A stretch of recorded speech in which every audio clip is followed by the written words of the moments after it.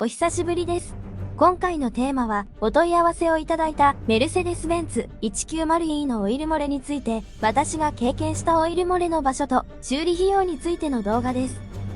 世界的に大衆車から高級車まで様々な車をたくさん生産しているドイツですが、ドイツ車では古い車だけではなく、新しい車にもオイル漏れが日本車に比べて比較的に多いように思います。オイル漏れは高品質とされるメルセデス・ベンツでも日本車に比べて多いと思います。それでは1993年製造の 190E の2リッターモデルで過去30年間で経験したオイル漏れを時系列順に解説していきます。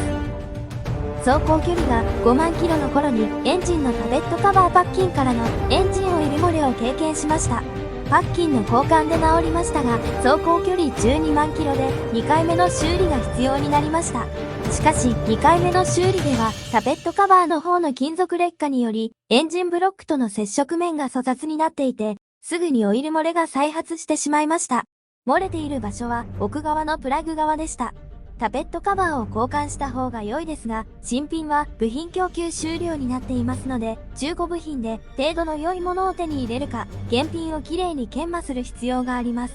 とりあえず、コーズ車の液体ガスケットを塗ってみたら、漏れなくなりました。また再発したら、タペットカバーを交換するつもりです。タペットカバーの金属劣化は、オイルフィラーキャップの周りでも起こりました。そうなると、キャップのパッキンを交換はしても、周りからオイルが染み出してきます。紙やすりで面研磨して修理しました。走行距離5万キロ頃に、フローバイガスホースからエンジンオイルが滲み出るようになりました。ゴムホース部品交換と密着部への液体ガスケット塗布で修理しました。エンジンオイルパンについているオイルレベルセンサーからのオイル漏れは走行距離10万キロ頃にありました。レベルセンサーの交換が必要でした。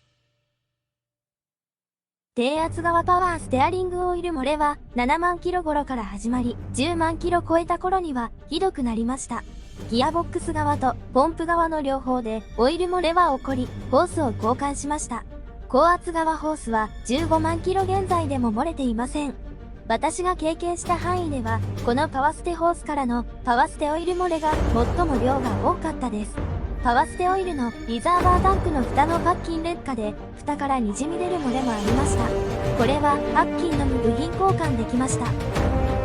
以上が30年15万キロで経験したオイル漏れです。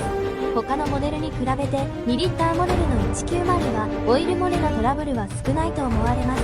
修理に要した費用もそれほどかかっていない方だと思います。それぞれの修理についてはこのチャンネルの過去の動画やホームページにアーカイブがあります。それではまた、ごきげんよう。